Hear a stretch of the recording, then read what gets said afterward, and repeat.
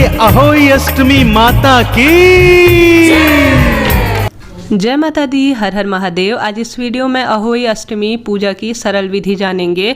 सबसे पहले इसमें जो है 2 कलश की आवश्यकता पड़ती है। आप यह कलश करवा चौथ व्रत में जो पूजा में काम लिया गया है, जैसे कि वह करवा चौथ व्रत पति के लिए होता है, यह बच्चों के लिए होता है, तो उसी करवे से जो है चंद्रमा को अर्घ दिया जाता है। यह कुप्पी वाला है।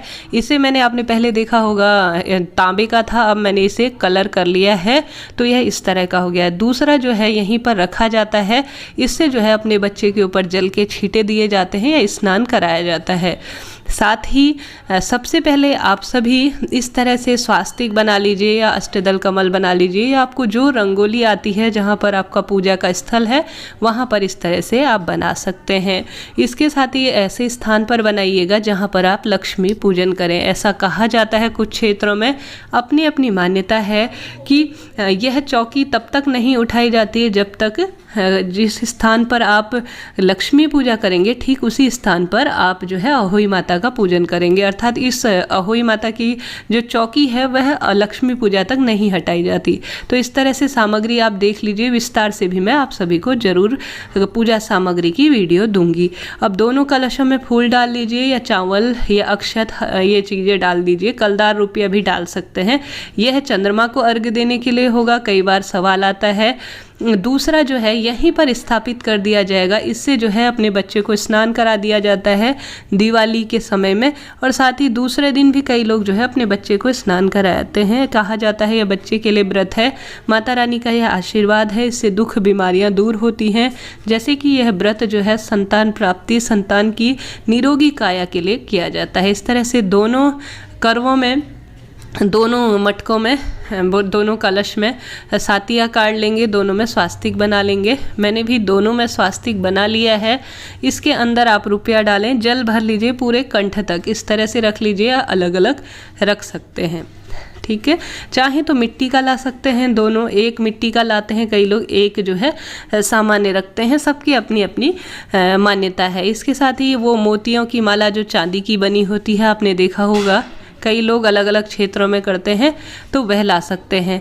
इसमें गणेश जी महाराज और माता गौरी की पूजा होती है। माता गौरी की मूर्ति ना हो तो जैसे मैंने एक सुपारी में मोली लपेट ली है, आप माता गौरी के रूप में इसे स्थापित कर लीजिए। इस तरह का करवा माता का पोस्टर फोटो बाजार में मिल जाता है।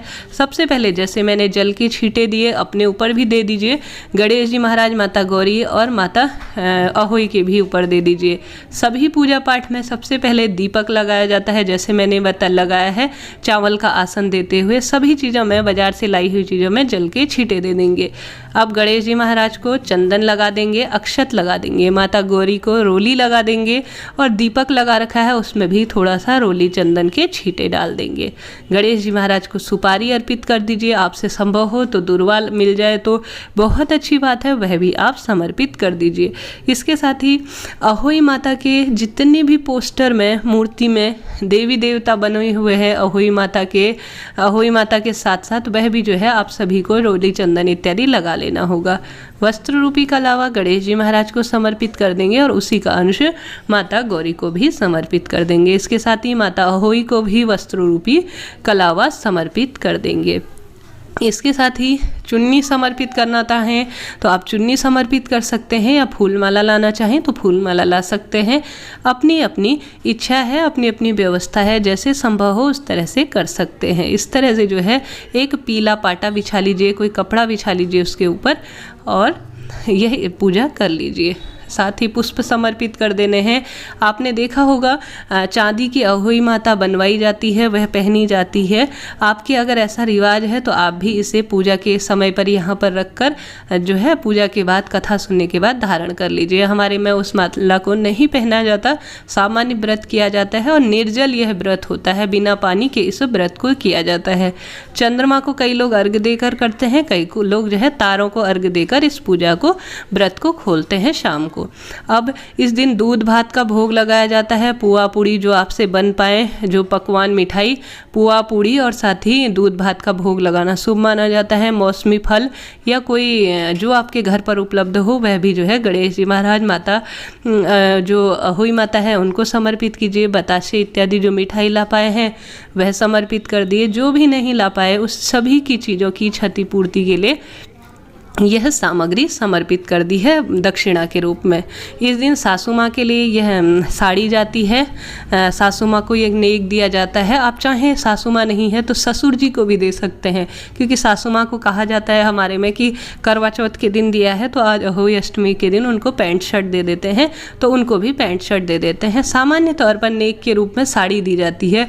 एक कुछ साड़ी के अलावा चूड़ा चूड़ी लाना चाहें तो वह भी ले सकते हैं, जैसे मैंने लिया है। 7 दाने गेहूँ के लेने होते हैं। उससे अहोई माता की कहानी को आप सुनिए, यह किताब में भी मिल जाती है। अब यह 7 दाने गेहूं के आप सभी को अपने चुन्नी के कोने में या साड़ी के कोने में बांध लेने होंगे। पूरे दिन इसे या तो आप बांध सके तो ठीक है, नहीं तो एक जो हम चंद्रमा को अर्घ्य देंगे उसी वस्तु में, उसी कलश में इसको डाल लेना है। इस तरह से जो है इसकी साधारण पूजा विधि होती है। बहुत कठिन पूजा यह नहीं मानी जाती। अब हमने कथा सुन ली, पूजा हो गई। अब जो है कथा सुनने के बाद हम कपूर की आरती कर लेंगे या दूसरा दीपक लगा लेंगे, उससे आरती कर लेंगे। सबसे पहले गणेश जी महाराज की, साथ ही माता अहोई की और साथ ही सभी देवी देवताओं का, अपने पितरों का, इष्टों का ध्यान करते हुए अंत में क्षमा प्रार्थी हो जाएंगे। इस तरह से सरल पूजा विधि होती है।